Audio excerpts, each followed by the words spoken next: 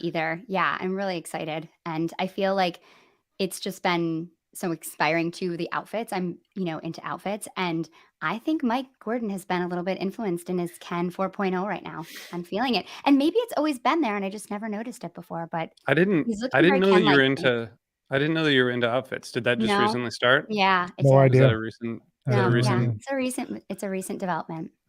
um okay, so a couple of things. First of all, our friends at volume.com are we're going to start streaming these to Volume. It's volume.com/Osiris. So you can watch us wherever, but for those listening, if you want to watch live, go to volume.com/Osiris and make sure you have that bookmarked because they are partners of ours and they're helping us put on our 10th anniversary party on Saturday, August 5th, which is officially on sale. Tickets are available. Things are happening. We have a band. We have people. We have almost all the people. We're missing a couple people, but we have most people. And it's going to be awesome. So check that That out. reminds me. Can I get on the list for that? We'll Sorry, see. We'll see. it's full, See, dude.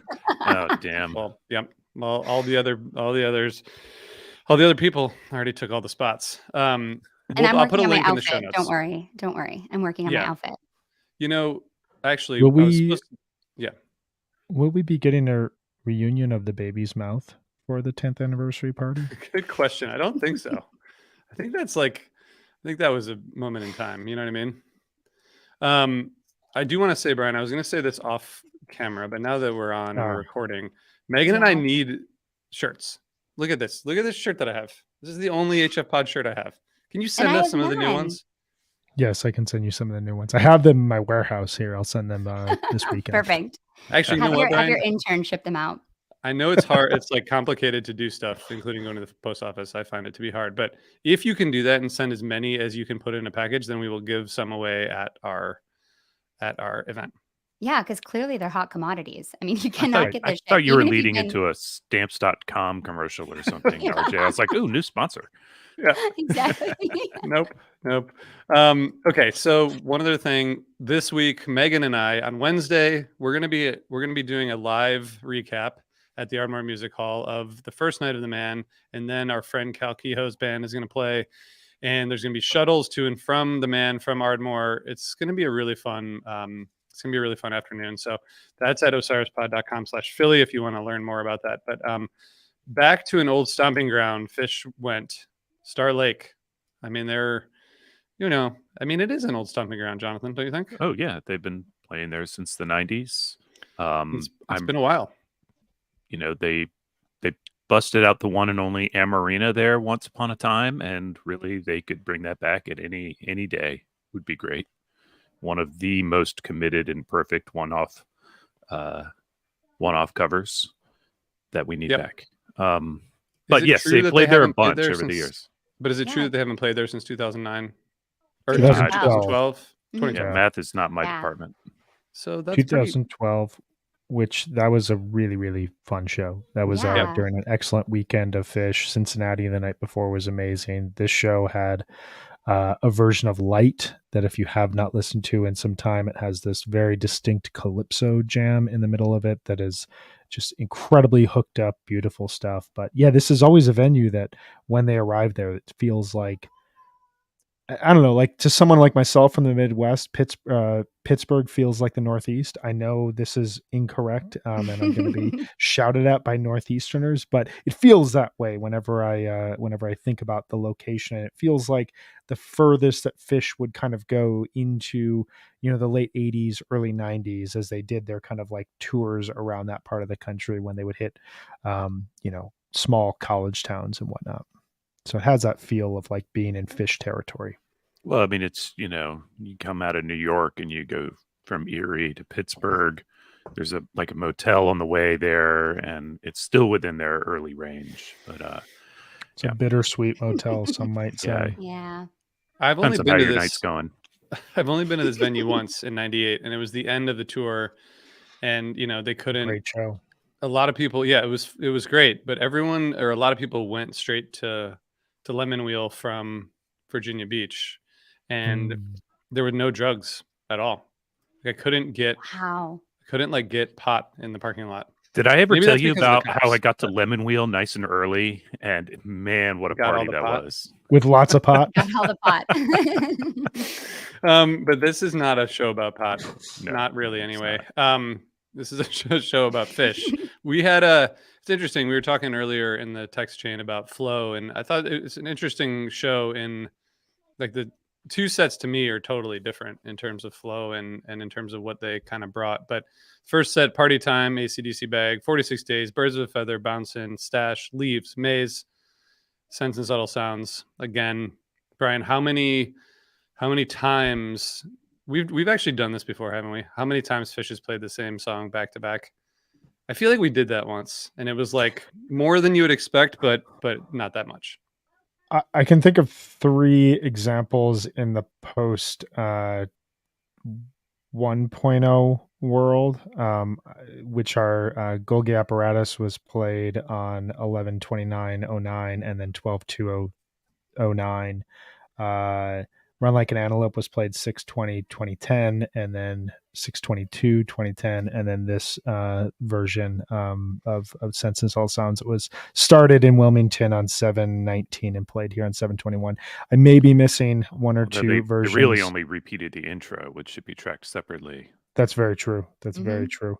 And the intro into a highly comedic segment with a shout out to the brilliance of Taylor Swift and Trey talking about his 5th grade teacher who, hey, I had a really good 5th grade teacher, but it sounds like Trey's 5th grade teacher was kind of like my 4th grade teacher that just like doubted him entirely and like has stuck with him for the last 50 odd years. But no, it's a rare thing for Fish to repeat his song. You kind of got the sense that either they were going to open tonight with Sense or they were going to throw it out there at some point. You could kind of hear Trey laughing when they started the song because he knew it was inevitable. I mean, I feel like he just couldn't leave that, gun on the mantle. He had to pull it out and shoot it. Exactly. That sounds dangerous. What did you guys think of the first set? Who has like thoughts about the set? Is anyone going back to this set, and what does this set bring that people should pay attention to? I really love the Stash. Go ahead. Yeah, I thought the Stash was beautiful. It was really soulful and rich. Paige was on the piano and Mike was playing like really melodic riffs underneath. And when Trey starts playing those like soaring notes, the percussion from Fishman was just amazing. So much texture. He was even getting in those little samples like that he's been doing and like hitting the bell a little bit. He sounded really playful and fun, and it's just really uplifting. I liked it a lot. I like the attitude this set begins with. It's party time, nice like 8-minute party time. They get the groove, they hold on to it for a while. Nothing fancy, and I think that that phrase kind of applies to a lot of this set. Like Bag 46 Days is cool, doesn't really go outside the box, and that continues right down through the super crisp short Bouncin', which is perfectly followed a live one by this Stash. And this is a good Stash. It's a very upbeat. My inclination is to prefer a dark jam and Stash, but that's okay because I really like what they did here. And I was telling you guys that I actually tuned in last night during the Stash. That's when I was out to dinner, got home, got the show on right in the middle of the jam, and I didn't look at the set list first. I hadn't been monitoring, so I just put it on, and the jam sounded to me like they were in a kind of a major key Birds of a Feather jam, and I know now that it's like the last like few minutes of the jam is where they were really in that space. So I actually love that. It's too bad the Birds of a Feather didn't have its own jam, but so be it. I think it's a solid set. I listened to it again, all this morning, and it's songy, not jammy, but they're good songs. I can't get upset about what they picked. I think Leaves comes really in a nice place after that Stash. Yeah. And Maze is good. Sense is cool to have played in full. Good set. Brian, what do you think? I mean, my big takeaway is the stash. I think, just in terms of a compare and contrast overall of the sets, the first set has a lot of older songs, and it feels, kind of to Jonathan's point, it's not a lot of them go to that next sort of level that you'll hear with a song when they're like, deep in improv and whatnot, but like it almost doesn't need to. It's a sunny mid-July set at a venue that they love playing at, and it really contrasts nicely with how many new songs are in set 2 and are used in really adventurous ways. So we'll talk about that obviously when we get to set 2. But I just would like to celebrate Stash and 4.0 while we have the opportunity. We are huge Stash fans in terms of what it has done here over the last couple of years. Every time Stash begins, there's one person that I think about. He is on this call. He will be unnamed, but he is who we think about when David Bowie begins as well. August 7th, 2021, August 31st, 2021, October 19th, 2021, April 20th, 2022, August 3rd, 2022, December 28th, 2022, February 24th, 2023, and now July 21st, 2023. There are like 8 or 9 versions in there. All take the idea of Stash and either go into a dark kind of jam off of it, thinking about that version from Shoreline 2021, or like this, that go into this bright, melodic, blissful zone. I'm right there with Jonathan. I tend to like when it goes into the dark space because Stash just and the Mexico version from this year, February 24th, really went into that dark kind of hypnotic. It got a little sparse and funky and groovy and dark and dismal in a way that was really, really cool to listen back to. This is the opposite of that, and this kind of fit.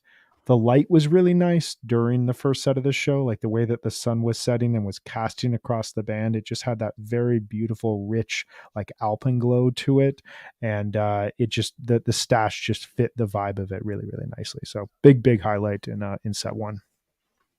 Yeah, I mean, I think there's something about the Stash. I wish I could explain it as a musical person, but they're just so in sync. It's like it's very like the sound is so clear, and it just feels like they're like really. None of them is pushing any more than the others, and it just builds to this, like, I feel like this tour they've just had these kind of like more organic peaks that have just been really pretty cool, and I think this Stash is really notable. I don't know, other people might have like No, I think that's have a it really ranked good as Yeah, a that's point. exactly. I would totally agree, and I actually heard that in the Sense and Subtle Sounds too. There's this point when Trey and Paige are like echoing each other, and Mhm. it sounds like a conversation between them, and you feel it like slowly build to like a really meaty peak. And I've been noticing that too. It just feels really organic and kind of effortless. Well, I think that they're not peaking all the time because they're letting it Hmm. happen organically. Yep. So there are a lot of jams we'll talk about in set 2 that just don't peak at all and don't Hmm. really need to. John. Right, but also a lot of that conversation between Trey and Paige in these second set jams that we're going to get to. Yeah. All right, so second set, Sigma Oasis into the final hurrah, into On Pillow Jets, into David Bowie, Cities, into Fuego, into Ruby Waves. 7 songs, it's pretty interesting set. What did you guys think? Who wants to kick it off? I mean, I'll kick it off with just, to me, I re-listened to this set this morning. The brilliance of where this band is at right now is the fact that we're incorporating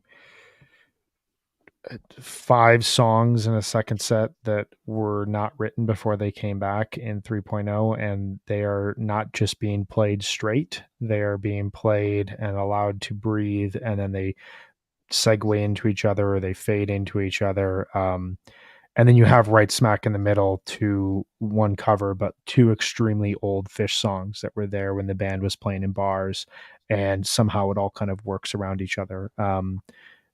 In the moment, some of this felt as though ideas were being cut off in place for a new song. When I re-listened back to it, it flowed in a much stronger way, that I think I will listen to this set in full going forward.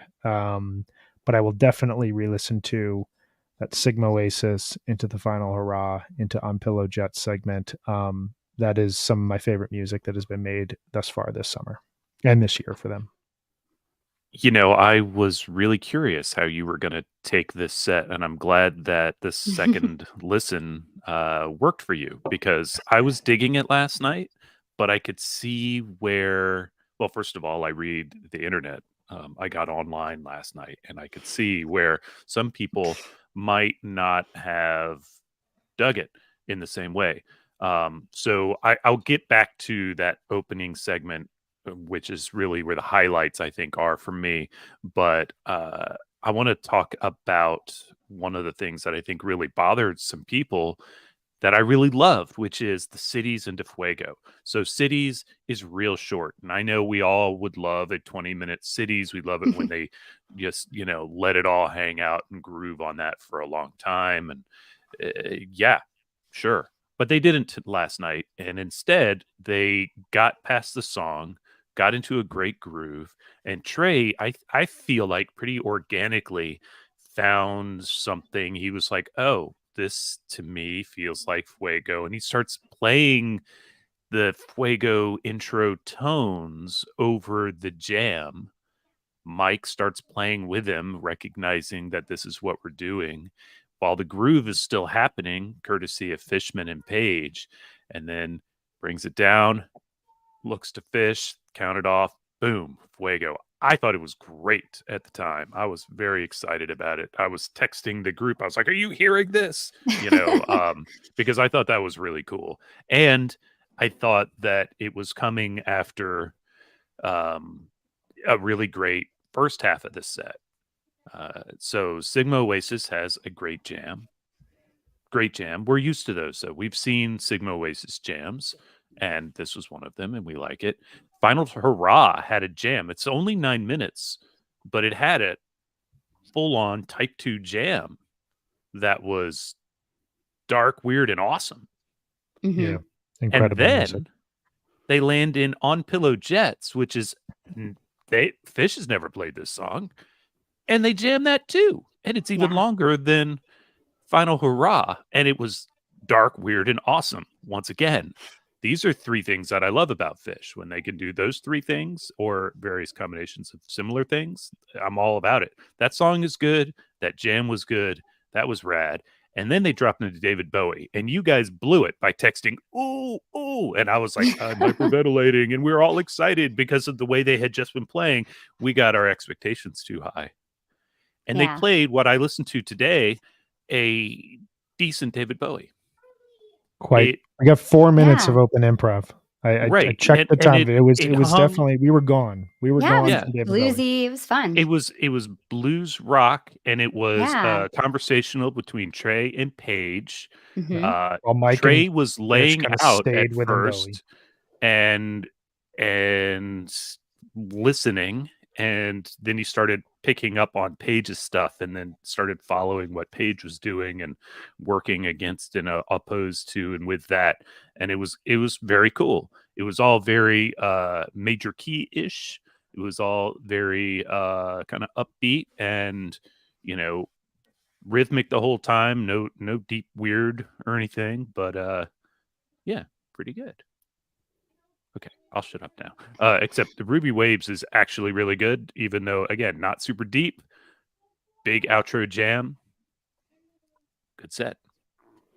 I thought the first part of this set really reminded me of Wilmington Night 1, the second set, the first part, where it was like just really strong first part of the set, really good flow, all played really, really well.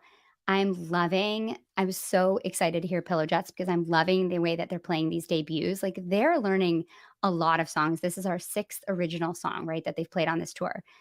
There are still 14 songs that Trey debuted at the Mission that were either debuts or played for the first time in public. And one of those they sound checked last night, Monsters. So we know that one's coming.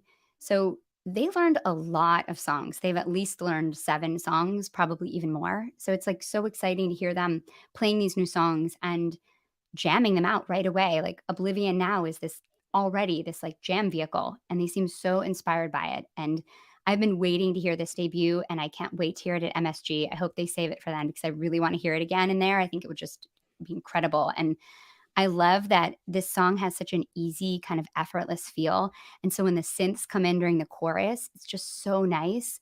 Really great imagery. It just kind of rocks right into a really like contemplative jam right away. And I really love the ending, how there's got like they're saying like conjurers of thunder. It's just like rock opera style, like super dramatic. And there's like trippy synths and crashing vibes. And I think this is exciting. And I think this song is going to see a lot of play. And I really loved it. And I thought the whole first, yeah, like we were saying, this whole Sigma through Final Hurrah and Pillow Jets was just really tremendous and a great section of music. Nothing over 20 minutes.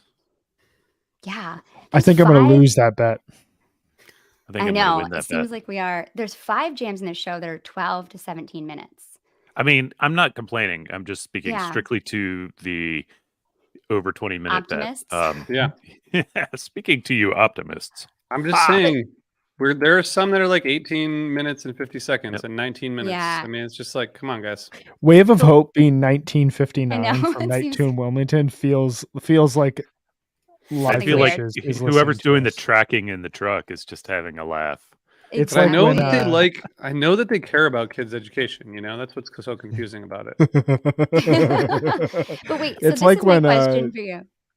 Long Go ahead, Boy Brian. from the Baker's Dozen was 29:59. Like they couldn't just give it on either side 1 or 2 seconds to make it a 30-minute Lawn Boy. They had to keep it within the 20-minute range. But anyway, go The ahead. 1 second. I just had a question about like, do you think that if a jam's only 12 to 17 minutes, it's not as re-listenable?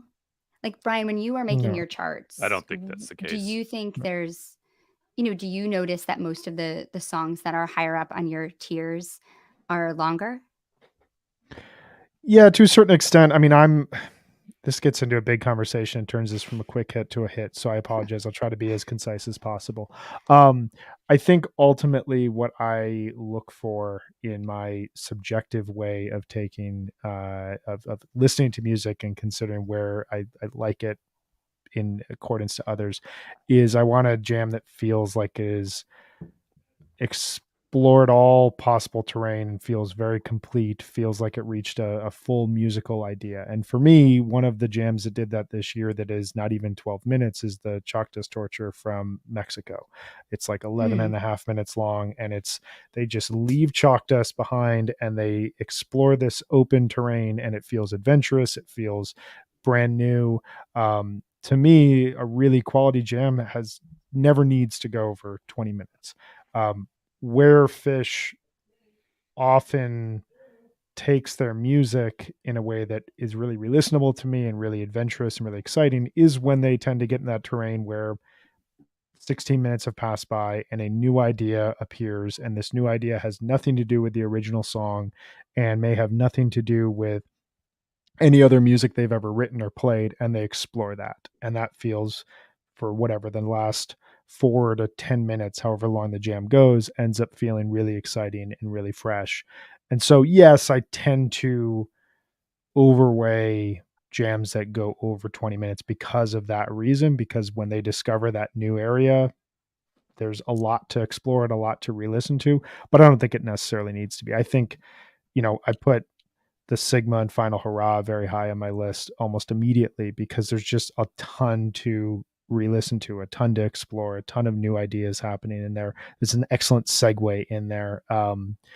Pillow Jets as well, like 11 and a half minutes. And it feels like there's just a ton happening within that jam musically that feels relatively new, feels somewhat dangerous, feels very risky in a really cool way that makes me want to go back and re-listen to it. I was surprised last night when they posted it to Live Fish and I saw the time. I thought, Yeah, you felt surely like it was longer longer. than 11 minutes. And Yeah. it's funny, that statement could mean 2 things. It could mean that, oh God, why won't it end? Or like, how did so much happen so fast? And it's of course the latter in this case. Mhm. So, Brian, I want to ask you a question. Do you think that in the pantheon of, the best ever quick hits, that they're longer than 30 minutes or does it matter? I think from a quick hit, no. Can I can I say what my third point of the show? I have 3 points for every show, and Hit it. I still haven't said my third point. I have a new working theory for the show. Can I throw this at you guys? And you guys Yeah. tell me? All right. So I was thinking about this morning. Every time that they've played MSG, aside from the October '96 run, which were the 4th and 5th shows that they played there and hadn't really become their venue, every time they've played MSG, it has either been a New Year's run or the Baker's Dozen or that 2009, this is our first time playing MSG in 6 years type of thing. Huge hype going into that. MSG is kind of the one venue, I guess Dick's is like this too, but MSG is this venue that they've never just played. It's never just Burgettstown or even just like Deer Creek, where it's, hey, here's 3 nights on the road, or in the tour. We love playing Deer Creek. Here we go. It always has this event around it. New Year's Eve, Baker's Dozen. You get what I'm saying? I almost get a sense that they are, as I'm listening to this tour, there doesn't, to me, there feels to me to be like a relaxed method to this tour, where we're going to introduce some new songs, we're going to play them, but they're not. You got a sense going into the Baker's Dozen that there were a lot of songs that were coming out of the road, or out of like the distant hints of the rotation in years past, that were coming back, or there were a lot of songs that were being stretched almost purposely 20 to 25 minutes, because if they were going to go after no repeats, they had to have a bunch of songs to pull from, and they had to have that kind of confidence to dive into extended improv, which they hadn't really been doing in years prior to that. So I kind of get the sense that they're just approaching MSG with as little pressure as possible. We have no theme to this run, as far as we know. There's not been announced as like mini Baker's Dozen. It's just 7 shows at MSG to almost go in without any pressure, without any stress, to just play in their hometown, and just savor that, rather than it being, we have all this build up to New Year's Eve. We have the Baker's Dozen that we have to hit all these things on a night by night basis. What are you guys' thoughts on that? Do you agree, disagree? Any thoughts off it? I absolutely agree. At times in recent weeks, when I think even you have referred to this as a mini Baker's Dozen, I've kind of bristled and I've not commented on it, but it's just not that. It's a run. Right. It's just a run. It's not like it could be anywhere, because they don't do this just anywhere. Right. But it's a run. Trey will be relaxed because he's sleeping in his own bed. Cool. There's a lot of components that MSG brings by default, but that's just because that's just the default. That's a good baseline. They're going to come in rehearsed, be relaxed. They're going to have fun. They're going to play entire shows composed of 4.0 songs. No, I'm kidding. But they could. They could. They could. But I just think that the MSG shows they're going to be good. But I don't think they need to be more than that. I think it's just a run. It's going to be great. I don't think they need to be more than that, but they might be. Well, I mean, they may be amazing. I'm just saying that. And I'm not talking about on scale of. I'm not talking about that either. I'm talking Okay. about like they might have a theme and we just don't know about it yet. I mean, the only thing that's like coming out to me is just that they're playing tons of new stuff and they seem super inspired by it. And every time they play a new song, they're like pushing it a little too. So I don't know. I